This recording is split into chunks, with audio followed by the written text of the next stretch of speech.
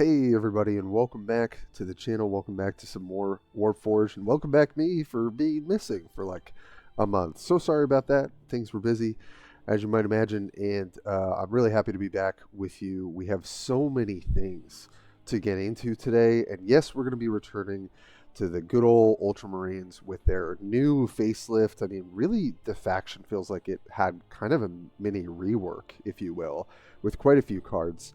And yes, we're going to be returning to Uriel today because this is kind of my go-to deck. And although I think there are many more options for building Calgar and Tigurius, and we'll get those up on the channel, hopefully within the next week. I'm going to really try and push all of my ideas out so people have, kind of a jumping off point. So I'm really excited for that. And before we even get into the deck tech today and getting into some gameplay, because I'm just happy to be returning and playing more games again, we've got Sisters of Battle dropping next week. As if you didn't see in the posts I had put on the channel or in the Discord, that's coming on May 23rd, which is next Thursday. I'm recording as of basically, a week before. So I'm super excited for that. We will have reveals on the channel. Again, thank you so much to the EG team. I'm just always really happy to do that. It's such a cool vibe, really putting out a premiere, and people are excited to see the cards. I'm excited to see them. So I don't know a ton about Sisters of Battle. I know a little bit. I know that it's going to be kind of interesting to have another, Imperium-based faction. We'll see if they release very strong like the Tau did, or maybe they'll be more in the middle. Maybe they'll need a little bit of time for people to deck build with them. Who knows? But I will say, for all of the, I think, back and forth that's gone on about the Tau, I think that the mechanics and the overall design of the Tau came on, really strong, and I felt like was very well designed to the point where all of their cards were like playable, right? And I really feel like I would prefer to start there, because it is a little tough when you start with a faction where you're like, oh, only these 30 cards, right? Or these 20 cards or whatever it is. That's how you build the deck, right? I would much rather there be way more deck building options. So kind of hoping that all goes well, but stay tuned for reveals on the channel. I'm sure that'll be dropping, early next week. Since it releases on Thursday, I imagine we'll have the reveals up at least by Wednesday. So stay tuned for that. And, thanks for sticking around the channel and, checking things out while I was kind of on hiatus this last month. So without further ado, let's get into Uriel and kind of talk about what my feeling is so far, in the meta for him. So a lot has changed in this patch. This is the biggest update patch, balance patch I think we've ever really had. We essentially have two faction reworks. And when I say that, I mean that Ultramarines have way more cards that they can look at and choose from that are going to influence a lot of meta decisions. There's a lot more diversity, I think, in deck building for Calgar specifically. And Necrons as well. I mean, I played against Immortal Pride a couple times yesterday, and I was like, oh my god, this card is like a game changer for the Necrons. So if you haven't seen that, I will be doing Necron content very soon. I wanted to say it very quietly, but I just started the Necron campaign because I had no interest in playing them before. Now I am very interested to play them because I think there's kind of like a Nemezer swarm, kind of overwhelm you type strategy that seems really interesting. Even Imatech with some of these other tools just seems like incredibly powerful, but also just like a little bit more dynamic, a little bit different in the deck building. And then for Imatech, for Oricon, I'm interested to see kind of how those builds are going to change. But there's a lot of changes to Necron and Ultramarines for this patch. So my feeling is that Imatech is going to be really, really formidable. I've already played against it a couple times, and it's been pretty tough. It's always been a tough matchup for Uriel anyway.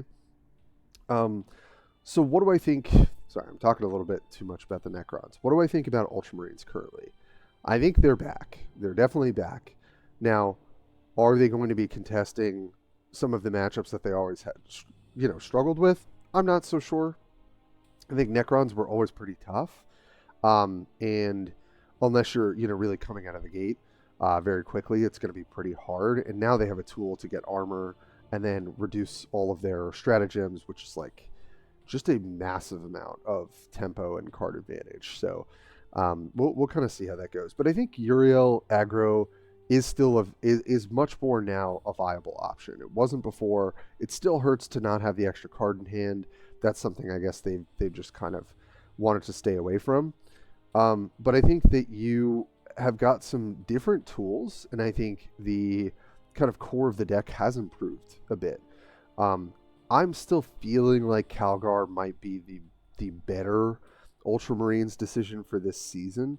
However, what I didn't like about Calgar always was that everybody else's late game was better than his. But I do think his late game has gotten better when it comes to control v control. And I think you can build even Tigurius in a way that kind of plays a little bit more of that aggro style, but plus card advantage. So who knows? Maybe it'll turn out that Tigurius, is a better fit for the meta than Uriel. But today I'm bringing you, an updated version, and so let's talk about that, or really rather what has changed. So first things first, Firstborn. Sorry, that was a terrible pun that I didn't even mean to say. This card, to me, in a vacuum, when you're playing these matchups, feels a little bit worse than he used to be. However, he has more ability to go off, right? So if you have a turn where you go Firstborn into Sternguard Sergeant, which also got a buff, which is pretty big, and then Tactical Insight, this thing has 4 attack and 4 health, right? And then that means you either get to trade, and then they have to trade again into it, so it's kind of like a 2-for-1, or it potentially can get like huge, right? It's almost like when you can't deal with an early chaos card that keeps getting marks, right? Or rather dark packs. This thing can just kind of go off. But I think as a whole, the unit is not, it's not as helpful for clearing the board. Is it a unit that you can put on the board and they have to deal with? Yes. But what I liked about Firstborn is that you could sometimes count on that extra point of damage to the face, extra point of damage to a unit.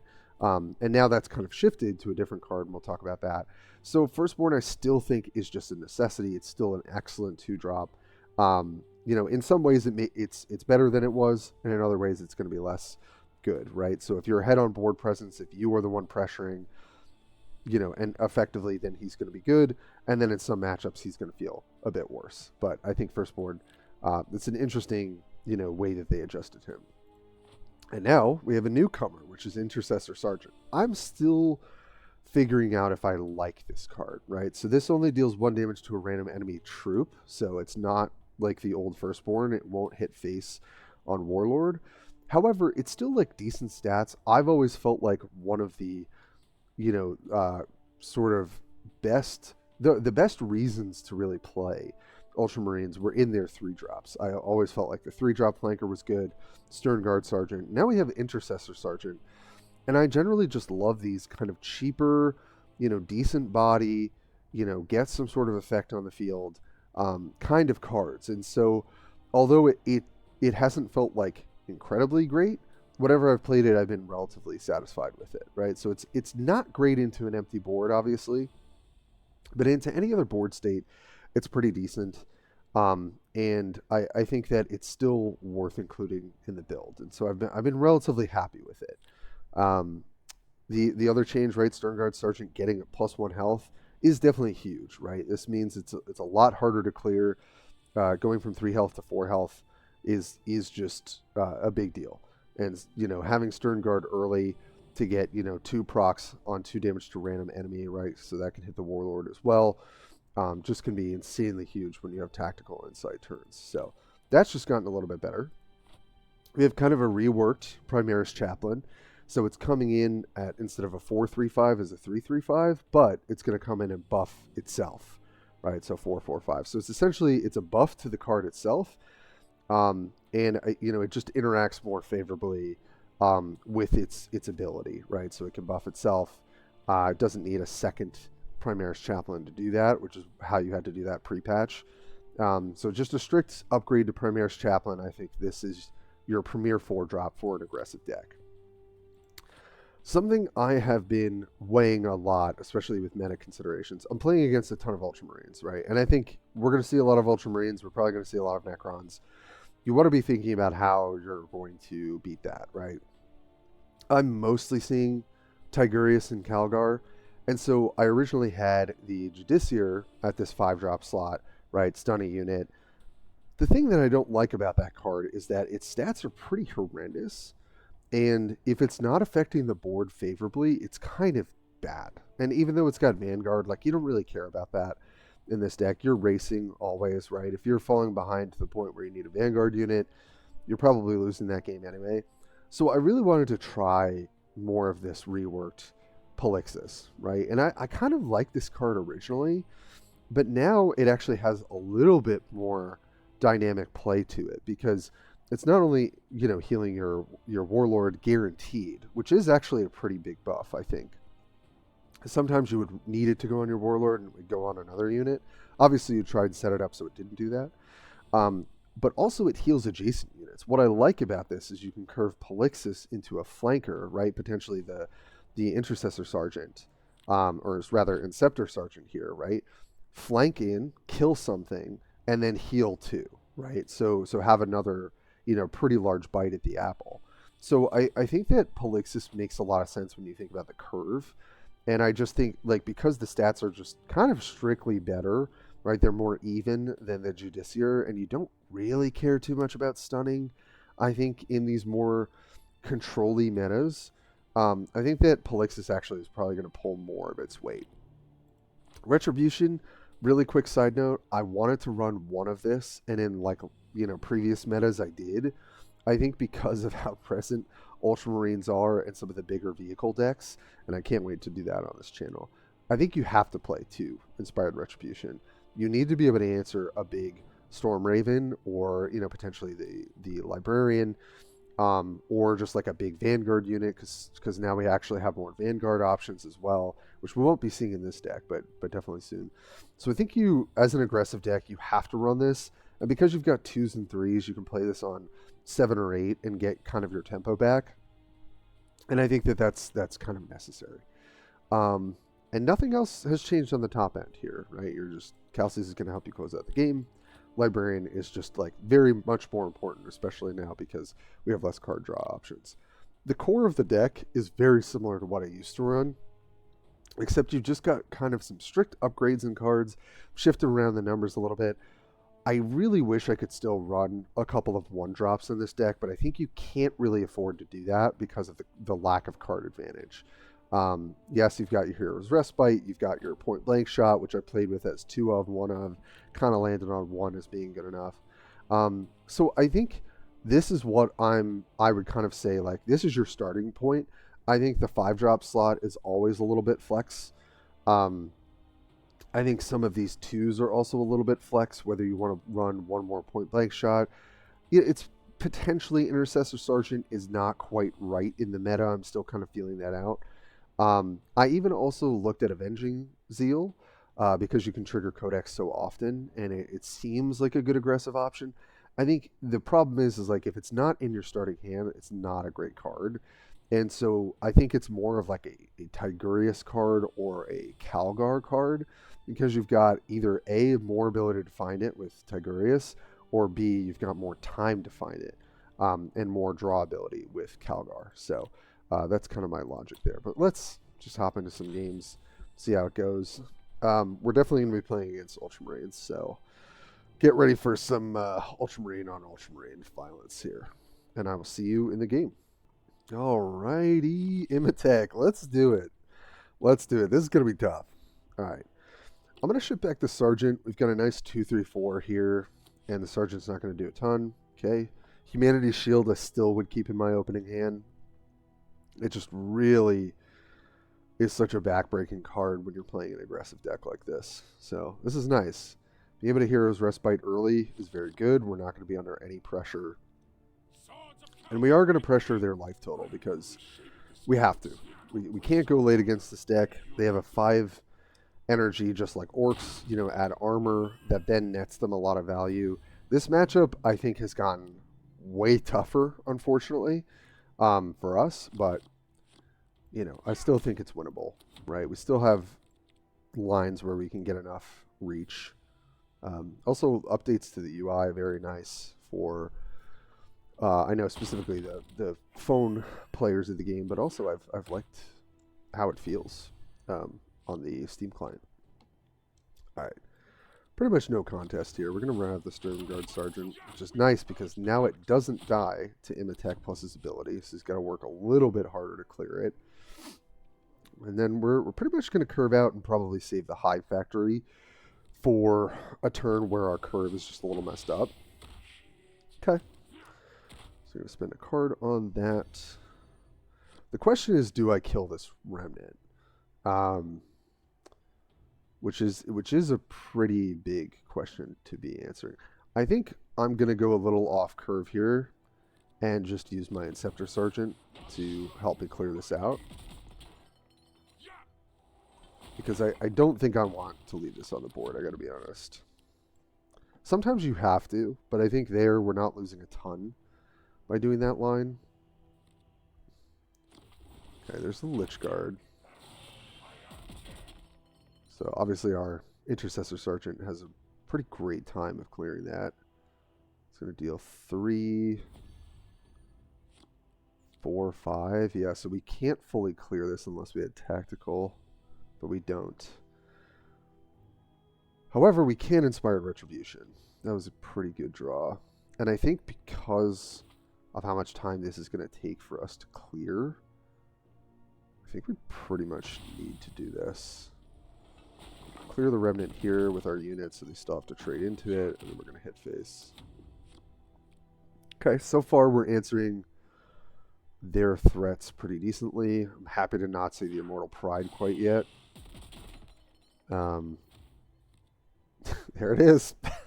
Alright, so for those who have not seen this update, give 1 armor to all of your units. For the rest of this battle, your Warlord's talents cost 1 less. Right, so it can give anything on the board that, so that includes your Warlord. So now they kind of have that Orc. And then it just makes it so all of their stratagems, right, including their talent, are going to cost 1 less, which is just a huge, huge tempo swing. So now, how can we try and push the tempo, right? We have to think about Scythe Blade Assault and things like that. For me, I think, again, I can still kind of save a little bit of my Hive Factory, so let's just do double Codex here. And then let's hit, and we'll pass the turn. Try and get some board presence here. You know, ones that would be harder to clear. Because if I played the Impulsor, they could Scythe Blade pretty easily. Okay, well, that's also a good answer. But I guess I'd rather it be used that way. Okay, great. We still lose 2. That's good. Alright, now I think we're just going to go for the Impulsor play. Yeah. Just use our ability. It's not a great turn, but... And we do have to trade. We're trading 1 for 2, which is not great, but I think we pretty much have to. We've also got the Humanity Shield in our hands, so we can play a little bit more hyper aggressively. Yeah, oh god, with Psychic Plasma, that's not great. So they've just cheaper ways to trigger Artifice. So we have to clear this unit for sure. Okay, that's a great time to draw a tactical insight, I gotta be honest. So, oh, and I wanna get full value out of that. So if we do, so shoot it twice, it goes to 5. Yeah, so we can clear this. So I think we're gonna go wide here and just try and get a boatload of triggers.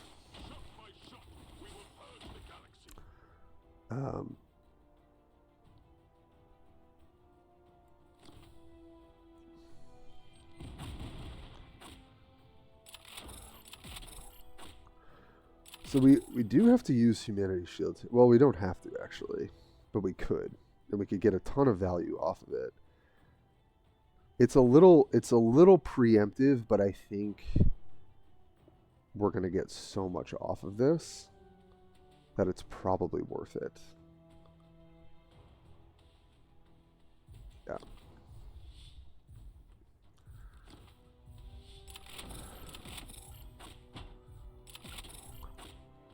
Okay. And then we get to clear here. I think that's how we got to do it. Side Blade Assault is going to feel pretty bad here if they've got it.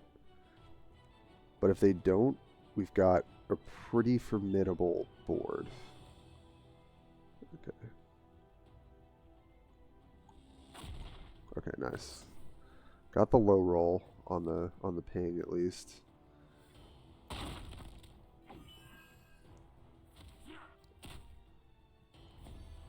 Alright. Just gotta keep trying to trade as much damage. And I think, alright, so we've seen both methodicals. So that's, and we're definitely gonna just trigger Codex here and try and get as much value as we can.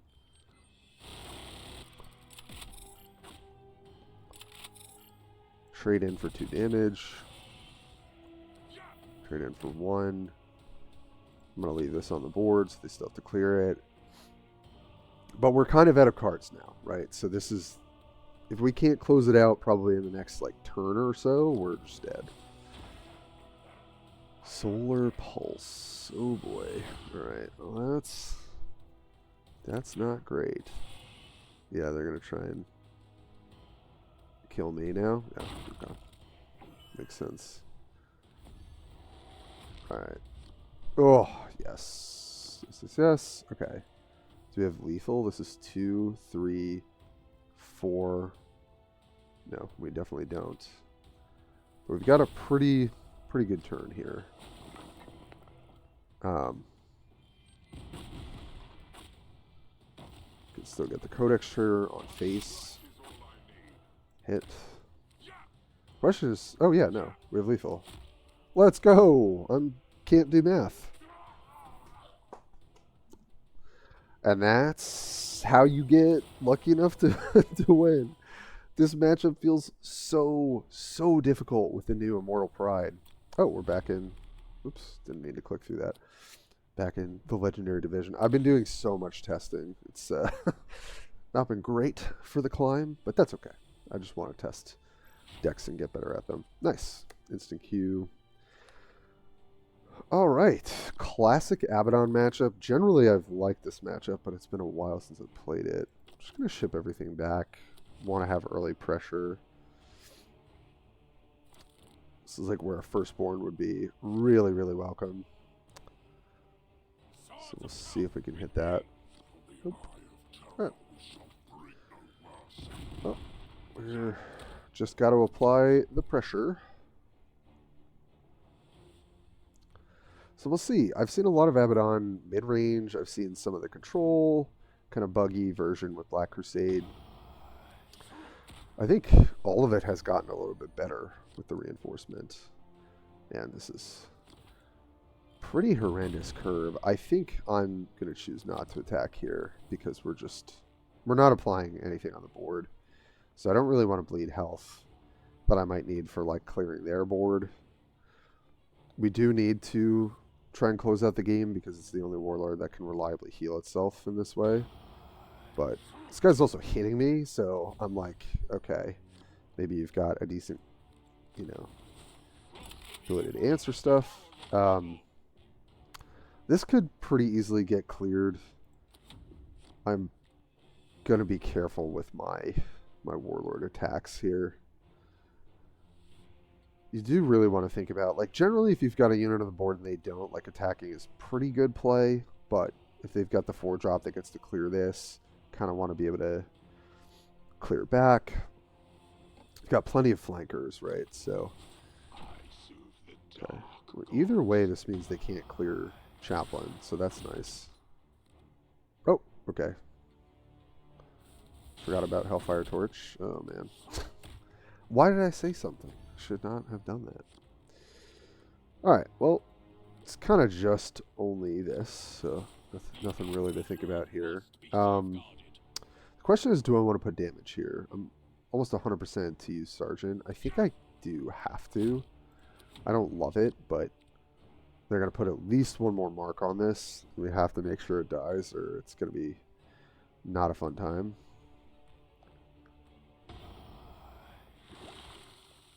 Regen is also a pain. Oh, so get to clear that. Yeah. It's not great, but we can clear it, thankfully. Actually, we don't even need Inceptor Sergeant here, so I don't think we're going to do that, actually. I think I would rather do this. Could use Point Blank to clear. That's also an option. But I think I just want to have some decent board presence. We're very low on life, though, so this is going to be a little tough. Do have Polixis, though. Okay, there's the Venom Crawler. Yep. We can clear it, though, so that's something. I think it's actually going to be... So this is going to go up to 5. We deal 1. Or sorry, 5. It goes to 2. Yeah, there's no great way to do this. Either way, I think I have to attack with my Warlord, which I don't want to do. But I think we kind of need to. Sergeant hits for 6. Then I still have to trade 2 units for it. Yeah, I think this is still fine.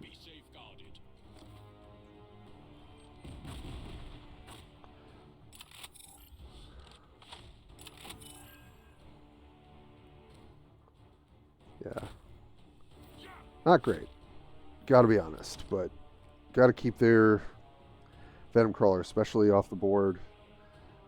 We got buff. We essentially only lost 4 life on that attack. Okay. We can clear Chris, or your Chris. Mr. Chris. Okay. Yes. Actually, I have a great clear between Point Blank and Sergeant. So we're going to attack with Sergeant first. So we can get our heal. Draw a card. Huh. We can trigger Codex again. Yeah, I think we're going to do that. They might be able to go wide, but I think I want to try and turn the game a little bit. Oh, right, and it heals itself, too. Yeah, that's, I forgot about that. Yeah, that's pretty nice. Heldrake. Okay, nice. That's actually pretty good. We're definitely pretty low, though. And we can't Codex this turn. So that is rough. I don't think I attack with my Warlord. I think I have to be pretty careful here. Just thinking about positioning. Actually, might make more sense to play Calcius here. So then I could, if it lives, I can get double trigger. That's, yeah, that's probably correct. Just gonna go for the damage here.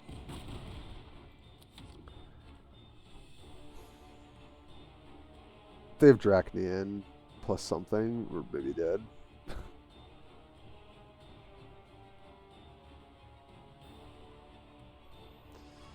If they can't clear Calcius, I think we win. Even so, it's going to be close.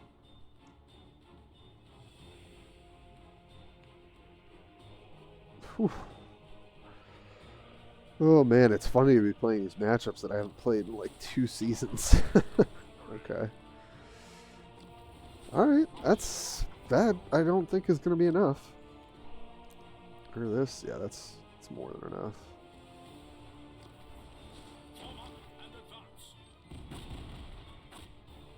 And that's 6 to the face. Clear here. Nice. Whew.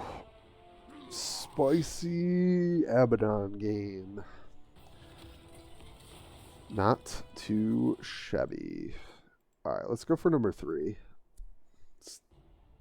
And then we'll close things out. But that matchup, generally, if they can't get the camouflage, going. I mean, they had pretty good value on that one legionary, which was scary. But if they can't protect their Venom Crawler, and it's just like we've got a unit on the board, and then we've got Sergeant does so much work. The Inceptor Sergeant does so much work in that matchup. I think that it's generally pretty favorable, but you have to be careful because with Dracnean and the fact that they're always going to be kind of ahead on health, if you're not pressuring them early, you kind of play it a little bit like the Tyrannid matchup with Swarmlord, where it's like as long as you can pressure them, right? You've got a body on the board, they don't. But generally, you want to be careful with trading your health, especially because we had a super slow hand. We literally didn't play anything till till 4 energy. So I think you do want to be careful with that. Jesus, Q's taking a bit. All right. Oh, I was about to say I'll catch you when the game starts, but now I don't have to edit. All right. Can we beat Imatech 2 times? I don't know. We'll see. We'll see. This is a pretty decent start. I mean, Sergeant's not going to do a ton, but I love the respite being in our hands. I'm going to throw back the Impulsor, though. Okay. Oh, Mortarer. I haven't played against them in a while. Swords of Calth, with me. I will reshape this galaxy into a place of I think I am going to try... Unless I see a tactical insight pretty early, I think I'm just going to run out the Firstborn. They can clear it, but I think I'm okay with that.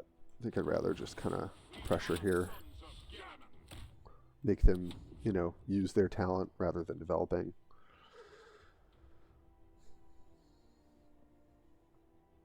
And it's nice that they have to use both now on this card. So I think overall Firstborn was buffed. It's just like in certain board states it does feel worse. So, but I guess that's kind of how things go.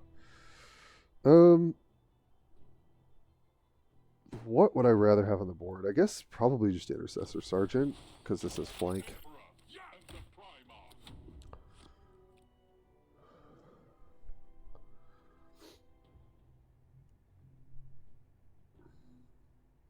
But I do think this deck really is pretty formidable if it can run out a turn. Turn 5, Immortal Pride. I don't know that we have any ability to deal with that. Okay, yeah, let's just run out the Chaplain. Hope that it can live and we can get some value. We've got the Calcius, which we could run out next turn with High Factory. We'll see how that goes. No. It's annoying. Alright, well we can pick it off though. And I think that's what we'll do. Pick it off and play Inceptor.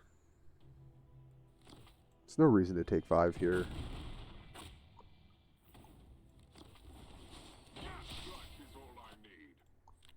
Primaris Inceptor, that's what it's called, yeah. Alright, and then we've got, I mean, we've got kind of cards for days, which is really good for this matchup. But the fact that Imatech can just deal with like threats pretty efficiently, has like a good amount of healing like this, is just, you know, pretty good. Now we have to be very careful about trading. But this is fine. Pretty clear play here. I'm gonna trade 3 damage for 2. I'm not gonna trade my health. Like if I had the Death from Aboves in my hand, I'd think about it, but okay. Yep. Then are they gonna trade here? Yeah. Okay. It's fine. We've got the Librarian. And I think we'll probably just Librarian and pass here.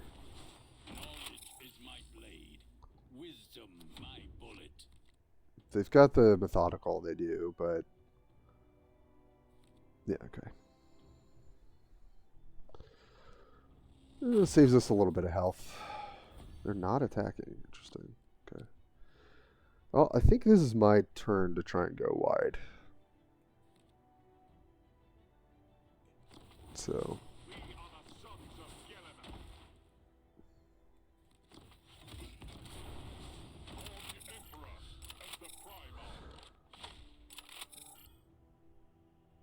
Question is, am I attacking here?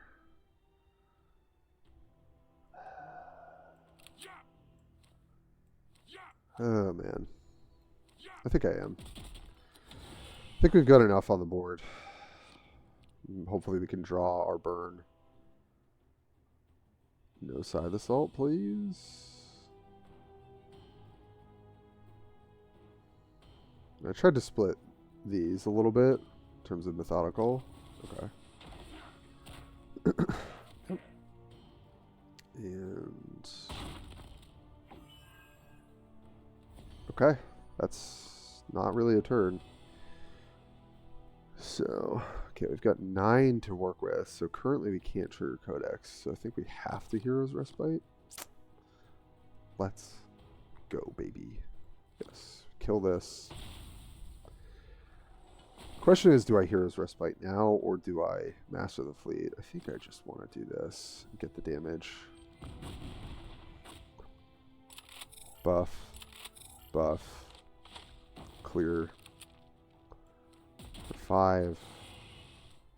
For 6. For 2. So now they're dead. To death from above plus our ability. So we're at a healthy life total. It's not like they can swing us back. Yep. Thankfully it came now, not earlier. Yep, that's not enough. Wow. Oh.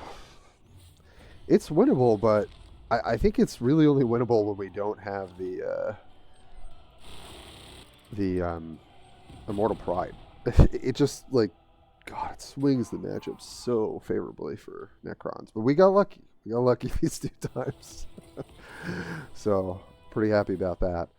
All right, folks. Well, that is what I got for you in today's video. Just to kind of, have some closing thoughts here.